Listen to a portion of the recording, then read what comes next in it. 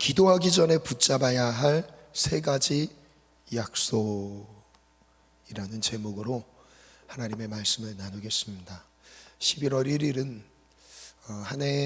한 해를 정리하면서 그리고 또한 한 해를 준비할 수 있는 정말 중요한 시작을 알리는 날입니다.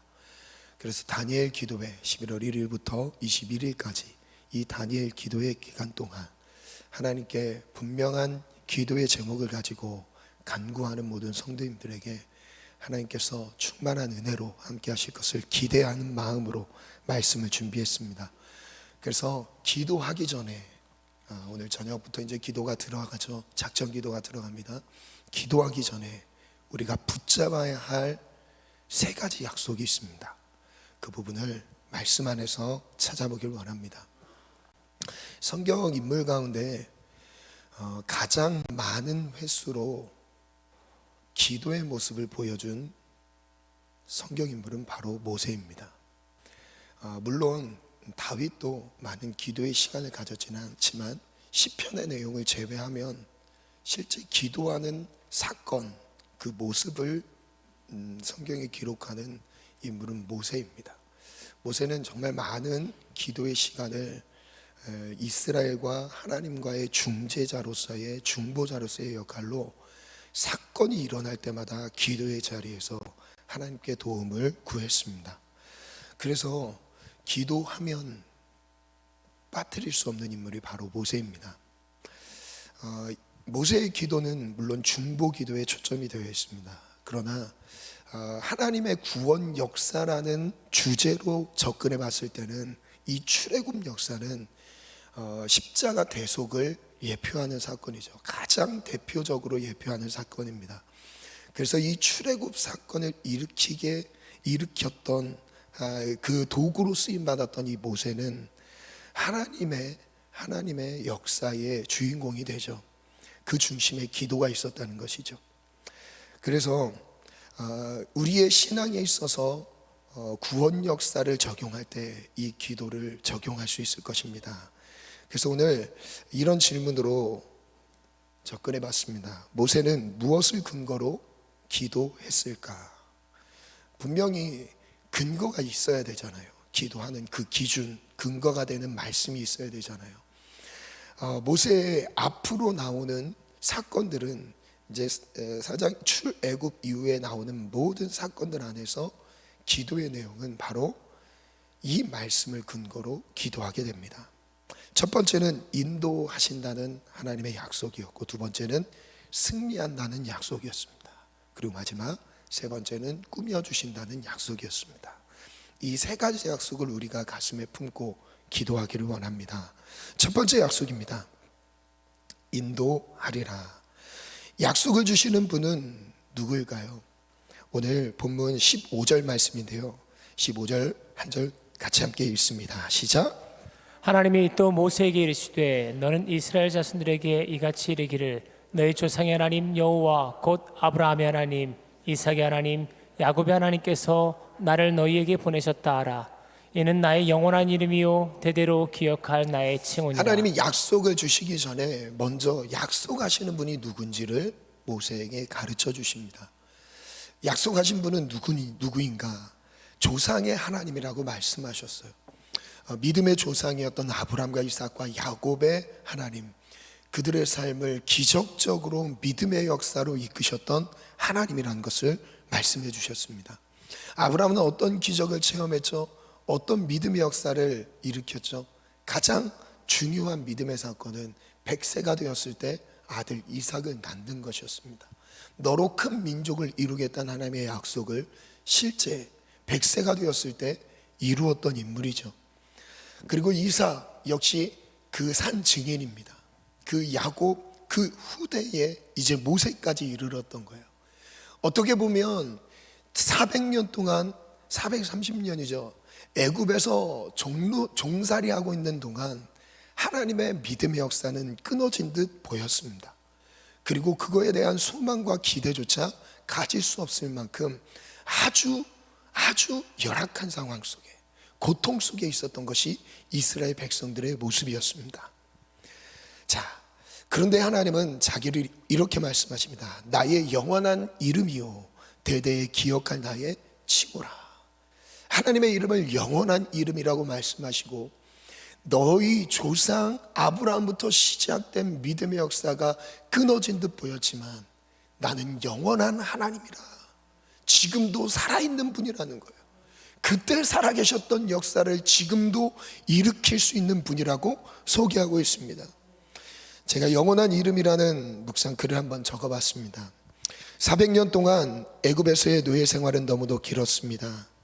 하나님의 구원 역사가 중단된 것처럼 보였습니다. 잊혀졌습니다. 그들의 죄악이 구원의 역사를 거절했습니다. 그러나 모세를 통해 구원 역사가 다시 들려오고 있습니다. 여호와는 영원한 이름이요 기억할 이름입니다. 지금 우리가 선 자리가 아무것도 기대할 수 없는 고통의 끝자락일지라도 하나님의 약속은 애굽에서 벗어나게 하신다는 것을 붙잡아야 합니다. 약속의 땅으로 인도하신다는 것을 기대해야 합니다. 지금 우리는 아브라함의 하나님, 이삭의 하나님, 야곱의 하나님, 영원하신 하나님을 의지하고 있기 때문입니다. 지금 우리가 신뢰하고 우리의 기도를 들으신 하나님은 누구신가? 우리가 찾는 그분은 바로 누구신가? 우리 조상의 하나님, 아브라함과 이삭과 야곱의 하나님, 영원한 하나님이라는 거죠. 그때 살아계셨던 하나님이 지금도 살아계셔서 우리의 기도를 듣고 애굽 같은 고통의 자리에서 옮기셔서 약속의 땅으로 인도하신다는 것을 믿는 거예요. 그것을 신뢰하는 것입니다. 지금도 하나님의 구원 역사는 쉬지 않고 이루어지고 있습니다. 하나님은 우리에게 이제 본격적으로 무엇을 약속하시는가를 살펴볼게요. 16절 17절인데요 함께 읽겠습니다. 시작. 너는 가서 이스라엘의 장로들을 모으고 그들에게 이르기를 여호와 너희 조상의 하나님 곧 아브라함과 이삭과 야곱의 하나님이 내게 나타나 이르시되 내가 너희를 돌보아 너희가 애굽에서 당한 일을 확실히 보았노라. 하나님이 무엇을 보았다고 말씀하셨어요? 애굽에서 고통스럽게 울부짖는 그들의 노역하고 있는 그 모습을 보셨다고 말씀하십니다. 그들이 하나님께 헌신하는 모습을 보셨던 게 아니었어요. 그들이 하나님을 찾고 있는 모습도 보셨던 게 아닙니다. 그냥 정말 고통의 끝자락에서 울부짖고 있는, 고통 속에 있는 그들의 모습을 보셨다는 것을 확실히 보았노라. 17절입니다. 시작. 내가 말하였거니와 내가 너희를 애굽의 고난 중에서 인도하여 내어 적과 꿀이 흐르는 땅 곧 가나안 족속, 헷 족속, 아모리 족속, 브리스 족속, 히위 족속, 여부스 족속의 땅으로 올라가게 하리라 하셨다. 첫 번째 주신 약속은 이제 너희들을 옮겨주실 거래요. 고통에서 하나님이 약속이 있는 곳으로 옮기시리라. 우리가 기도할 때 가장 먼저 기억해야 할 것은 하나님을 옮기실 거라는 거예요. 하나님이 옮기실 수 있는 분이라는 것을 확신하는 겁니다. 고통의 자리에서 옮기실 거예요. 지금의 고통에서 하나님은 약속하신 곳으로 옮기실 것입니다. 지금도 살아계시기 때문입니다. 이것을 먼저 부여잡으시기를 바랍니다. 이제 두 번째 약속입니다. 승리하리라. 18절 말씀인데요 함께 읽습니다. 시작.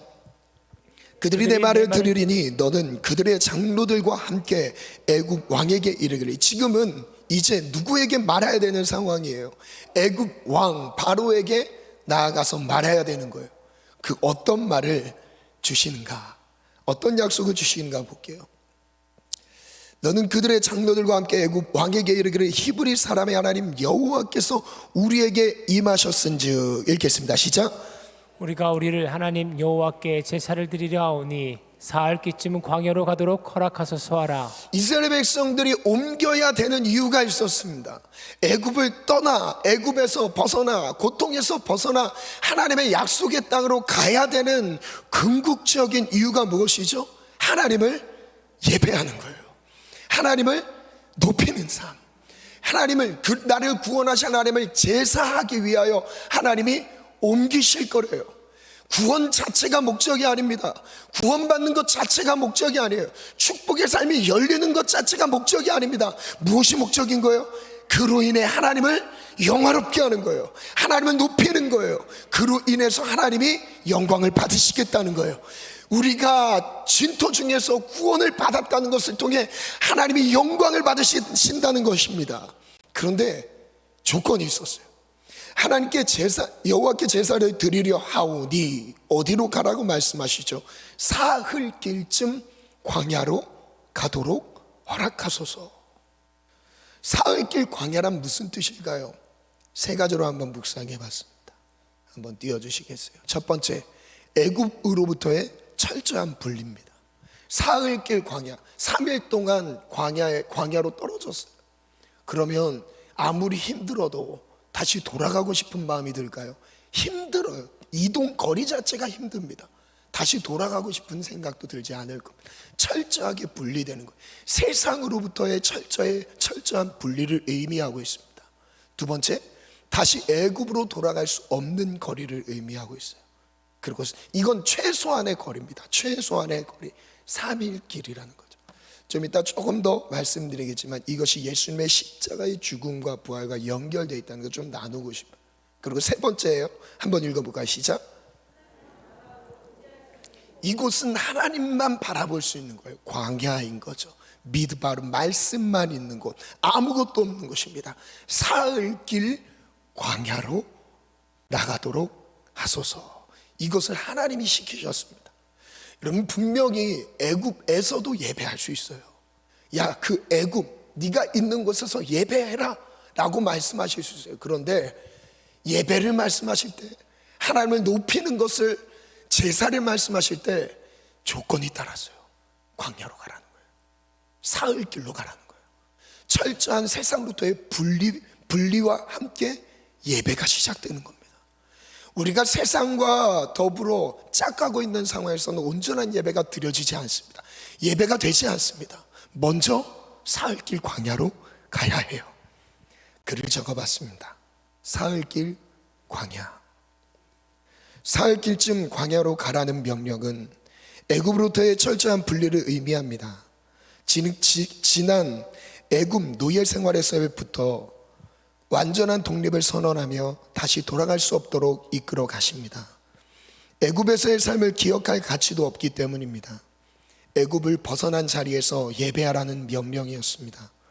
물론 예배의 행위만 생각한다면 애굽 안에서 예배할 수도 있었을 것입니다. 하지만 예배는 하나님과의 관계 회복입니다. 하나님을 만나는 자리입니다. 그래서 먼저 애굽을 벗어날 것을 말씀하신 것입니다. 애굽의 잡다한 우상들 중에 하나로 섬기는 하나님이 아니기 때문입니다. 수많은 우상들이 애굽 가운데 있었어요. 그 애굽 가운데 있는 신들과 같은 하나님이 아니었던 거예요.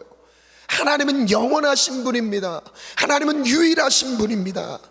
하나님은 거룩하신 분이며 그 거룩을 이룰 수 있는 곳으로 나아가라고 말씀하십니다. 하나님의 말씀만 있는 곳 사흘길 광야로 나아가라고 말씀하십니다. 우리가 하나님을 예배하기 전에 기억해야 합니다. 무엇을 기억해야 될까요? 하나님은 우리에게 구별된 자리로 나아가라고 말씀하십니다. 예배는 세상으로부터의 철저한 분리에서부터 시작됩니다. 먼저 사흘길 광야로 나아갑시다. 순서를 기억하셔야 됩니다. 그 뒤에 어떤 승리의 약속을 주시는가? 예배하는 자, 사흘길 광야로 가서 예배하는 자. 19절부터 볼게요. 시작. 내가 아노니 강한 손으로 치기 전에는 애굽 왕이 너희가 가도록 허락하지 아니하다가 내가 내 손을 들어 애굽 중에 여러 가지 이적으로 그날을 친 후에야 그가 너희를 보내리라. 사흘길 광야로 가야 되는데 하나님을 온전히 예배하지 못하도록 바로가 이스라엘 백성들의 발목을 붙잡는다는 거예요. 가지 못하도록. 세상이 바로 그래요. 여기서 예배해라. 괜찮다. 수많은 타협점들을 우리에게 제시하죠. 그런데 주님이 말씀하신 대로 가야 합니다. 주님이 뭐라고 약속하셨어요? 보내지 않을 때 그들을 치리라. 친 후에야 너희를 보내리라. 이것은 하나님의 전쟁입니다. 그래서 만군의 여호와이신 거예요. 하나님께서 손을 들어 애굽을 치실 것입니다. 하나님이 손을 들어 우리를 온전히 예배하지 못하도록 방해하는 어둠의 세력들, 사단마귀 어둠의 권세들을 깨뜨리실 거예요. 승리를 이루실 것입니다. 우리에게 승리를 주십니다. 이것을 신뢰하시기 바랍니다. 마지막 세 번째입니다. 세 번째 약속, 꾸며 주리라. 21절부터 마지막 절 22절입니다. 함께 읽습니다. 시작. 내가 애굽 사람으로 이 백성에게 은혜를 입히게 할지라. 너희가 나갈 때에 빈손으로 가지 아니. 하나님께서 약속을 주셨어요. 너희들은 빈손으로 가지 아니하리라. 은혜를 입게 하신대요. 빈손으로 보내지 않으신대요. 애굽 사람인 너희에게 너희의 손에 다 넘겨줄 거래요. 얼마나 감사한 말씀이죠. 22절 읽겠습니다. 시작. 여인들은 모두 그 이웃 사람과 및 자기 집에 거류하는 여인에게 은폐물과 금폐물과 의복을 구하여 너희 자녀를 꾸미라. 너희는 애굽 사람들의 물품을 취하리라. 아멘. 하나님께서 자녀들, 모든 자녀들을 꾸며주시기로 약속해 주셨어요. 출애굽하는 것만으로도 감개무량해. 와, 저 엄청난 은혜를 입은 겁니다. 여러분 그런데 구원만 받은 게 아니라 구원과 함께 하나님의 수준으로 그들을 꾸며주십니다. 악인들의 모든 소유를 취해서 누리게 하십니다. 이게 하나님의 역사예요. 여기서 마지막에 나온 22절에 마지막에 나온 물품을 취하리라라는 이 단어가 취하리라, 히브리어로 나찰이라고 발음을 합니다. 이 나찰은 여러분 성경에 보면 1이라고 해서 각주가 달렸을 거예요. 각주를 따라가 보면 약탈이라는 뜻이 있음이라고 설명이 되어 있습니다. 모든 성경이 다 보통 이렇게 기록되어 있습니다. 이 나찰이라는 취하리라 번역된 것은 움켜 빼앗다, 노력하다라는 뜻을 가지고 있습니다. 그래서 이렇게 한번 정리해 봤어요. 전쟁에서의 승리를 이어서 전리품을 취하는 것으로 의미한다. 그들이 구걸해서 받은 것도 아니에요. 도움을 받은 것도 아닙니다. 하나님의 전쟁에서 하나님이 승리를 이루셔서 그 승리의 전리품을 이스라엘 백성들에게 꾸며주셨던 거예요. 그리고 그것을 약속하신 것입니다. 마지막 글을 정리해 봤습니다. 제목, 정체성을 잊지 말라. 복장은 그 사람이 어떤 사람인지를 나타내고 있습니다. 저는 이 질문을 가져봤어요. 왜 하나님이 이스라엘 백성들을 이제 광야로 들어가면 뭐 여유 있게 뭐 빨래를 할 수 있습니까? 뭐 여유 있게 뭐 이렇게 뭐 단장하고 뭐 할 필요가 있습니까? 근데 광야로 보내기 전에 광야로 보낸과 함께 그들을 엄청나게 꾸며주세요. 정체성을 잊지 말라. 복장을 통해 신분을 알 수 있습니다. 하나님은 왜 이스라엘 백성들을 꾸며주실까요? 그들의 신분이 더 이상 노예가 아니라는 것을 잊지 말라는 것입니다. 하나님의 백성다운 권위를 세워주십니다. 그들은 지금 어쩌면 수많은 시간 동안 노예 생활이 익숙해요. 보낸 생활이 노예거든요. 그런데 나오자마자 그들은 노예 근성으로 살았을 겁니다. 노예 근성. 그런데 하나님이 그들이 갖고 있는 정체성들을 바꿔주시는 거예요.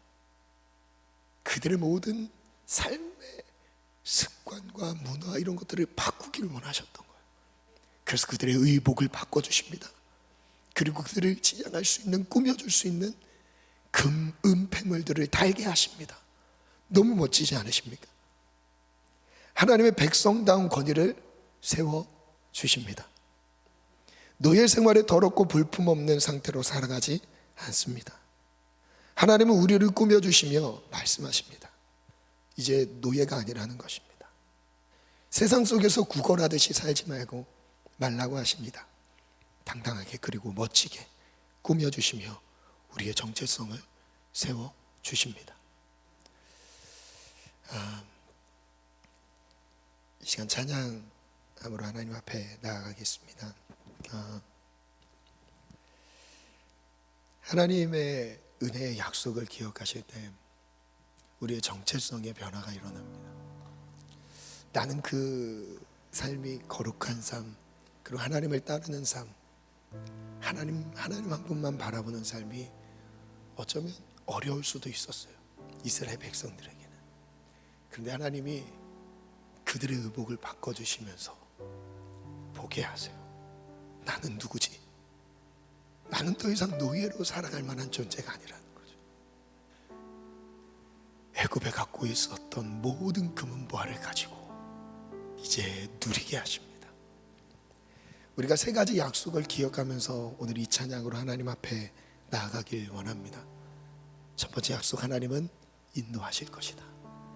두 번째 약속, 하나님은 승리를 주실 것이다. 세 번째 약속, 우리를 승리, 구원의 수준 그 이상으로 우리를 하나님의 자녀답게 꾸며 주실 것이라. 이것이 우리의 기도가 되는 세 가지 약속의 근거가 되기를 원합니다. 찬양의 가사 중에 우리의 고백을 드릴 수 있는 아주 중요한, 아주 주옥 같은 가사들이 있습니다. 하나님 지나간 일들을 기억하지 않으신대요. 애굽에서의 삶을 하나님이 기억하지 않으시고 이제 앞을 보고 달려가게 하시는 이스라엘 백성들처럼 하나님께서 오늘 우리의 삶을 그렇게 이끌어 가십니다. 하나님을 기대하는 마음으로 이 시간 찬양함으로 나아가겠습니다. 십자가 그 사랑.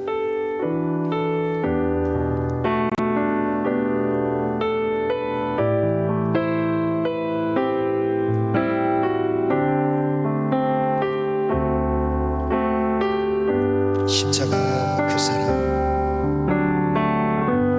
십자가 그 사랑,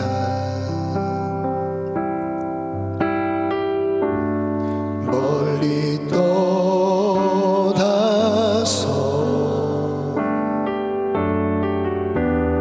무너진 나의 삶 속에 잊혀진 주의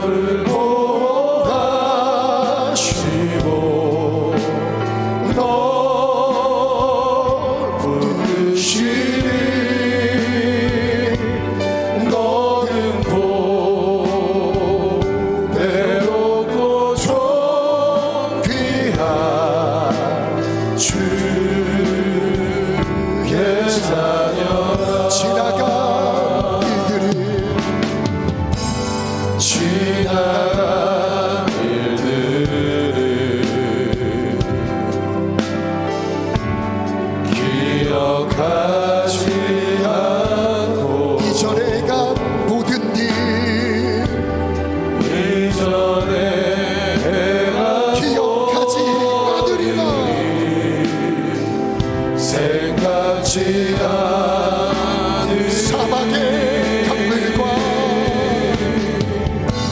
사막의 강물과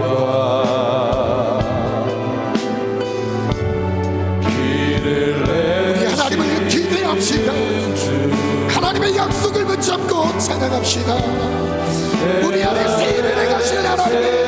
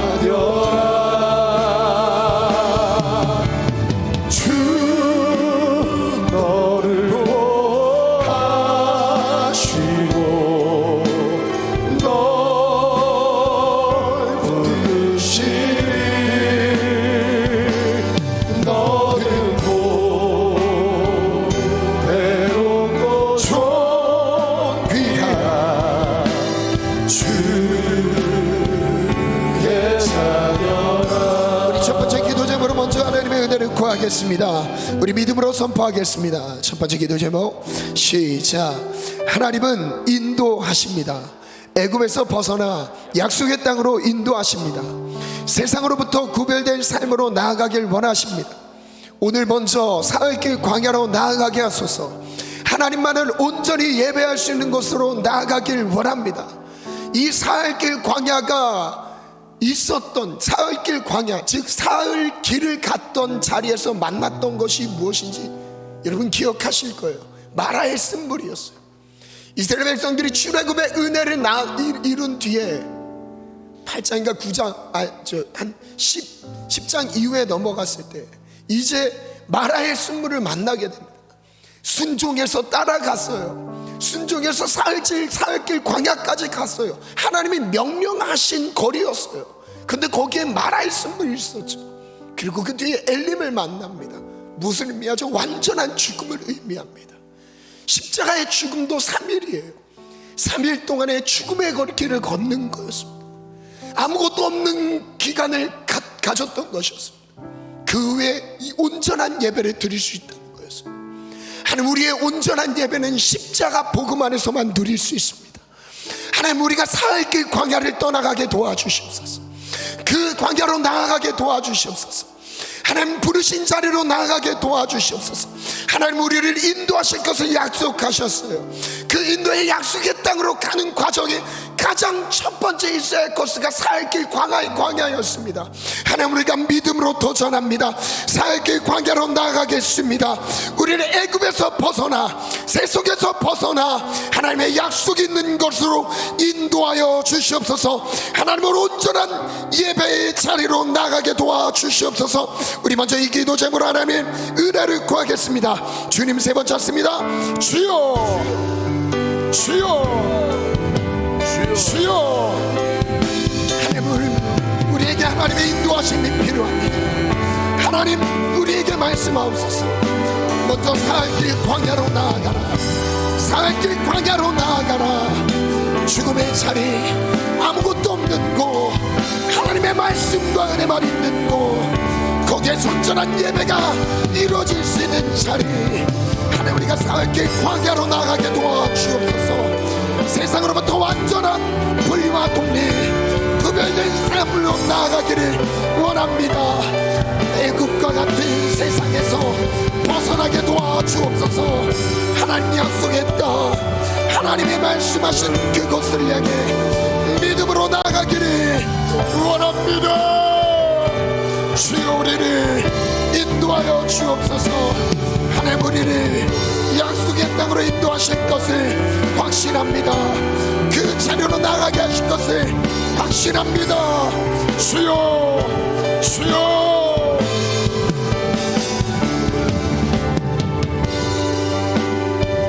우리 다시 한번 2번 3번의 기도 제목을 주께 올려드립니다. 함께 선포합니다. 하나님은 승리를 주십니다. 우리의 온전한 예배를 가로막는 마귀 역사를 멸하십니다.